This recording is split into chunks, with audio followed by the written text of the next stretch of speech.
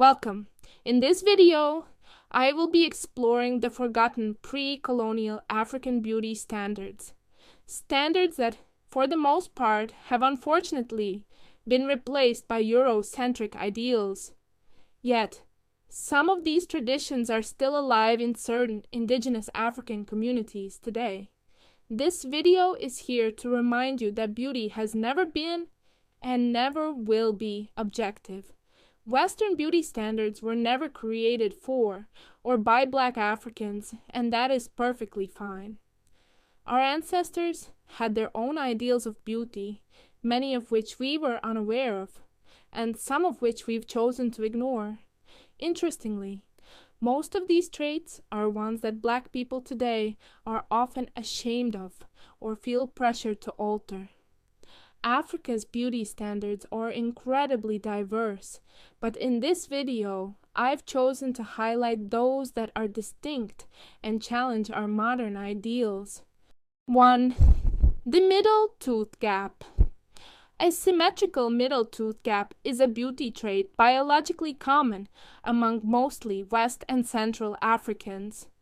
While Western beauty standards have never truly embraced tooth gaps, West and Central African communities celebrated them, and sometimes even created them artificially if they didn't occur naturally.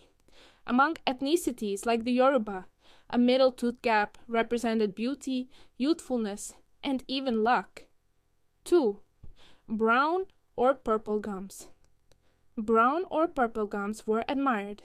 This natural trait caused by melanin is rare and mostly found among Black Africans. However, even among most Black African communities, this trait is rare. In many West Africa and some Sahelian ethnicities, it signified health and nativeness. Those born without the trait would traditionally darken their gums using minerals or plant-based pigments. Groups such as the Yoruba, Mende, Temne, Akan, U, and Fon valued this trait for both aesthetics and health. 3. Dark skin. Dark skin was historically prized. The preference was for deeper tones, not lighter ones. In many communities, dark skin symbolized health, an even skin tone, endurance, and beauty. Ethnic groups with these ideals included the Zulu, Shona, Akan, Yoruba, Igbo, Nilotic groups, and many more. Today, with skin lightening trends, this historical preference can seem surprising, but it was rooted in health and aesthetics. 4. Brown nails. Pigmentation extended to nails. Naturally, brown nails were considered beautiful, while pale nails were sometimes dyed with henna or plant-based pigments to give a brown appearance.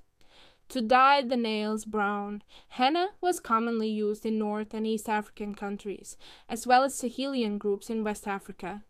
In West and Central Africa, ethnicities outside of the Sahel region used plant-based or charcoal-based dyes to achieve darker nails. 5. White teeth. White teeth were more than cosmetic. They were central to beauty and health. People cleaned their teeth throughout the day with natural chewing sticks. From morning until night, men and women chewed and brushed continuously, shortening the sticks as they used them. Healthy teeth and gums were considered essential for beauty. 6. Natural hair. Natural hair was celebrated, not just the hairstyles, but the texture itself. Both men and women proudly cared for their afro hair. Hairstyles were not worn as a necessity or form of protection, but rather to just represent status, tribe, and class.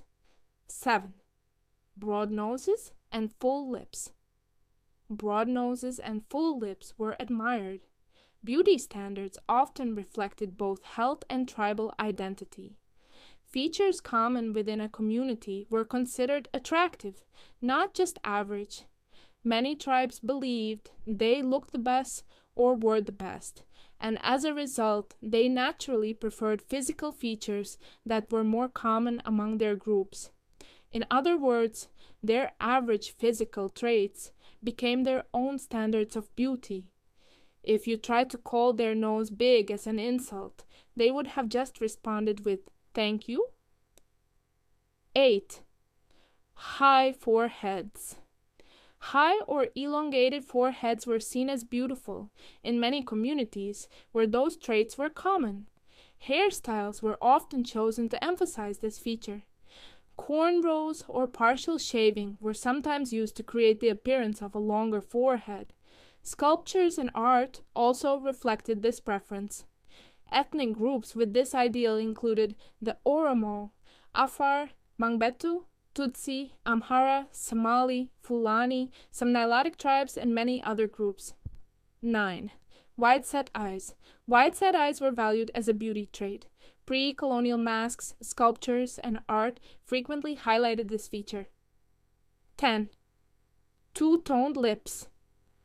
Two-tone lips, usually with a darker top lip or darker brown outline, were celebrated. While some modern communities mock this trait due to Western beauty influences, ancient sub-Saharan Africans enhanced it naturally. Those who did not naturally have this trait would simply use pigments to outline their lip or to just darken their upper lips. This practice predates the modern lip trends in Latin America or North America. It was especially common among West, North, and East African groups. In some cases, the lips were tattooed to be darker at the top or to have a darker outline. 11. Dark brown lips and black lips. Similar to two-tone lips, brown lips or black lips were a beauty trend in some sub-Saharan communities. Those who didn't naturally have this trait sometimes used natural black or dark brown pigments to darken both their top and bottom lips. In other words, in many of these communities, you could say black or brown lipsticks were the beauty ideal long before red lipstick became popular in those regions. This standard also led some communities to tattoo their lips to achieve a darker shade. Groups that practiced this included the Fulani, as well as many other West African tribes in and near the Sahel region. There are many more African beauty standards, but these are some of the most striking examples. They remind us that beauty is cultural, diverse, and deeply connected to history and identity.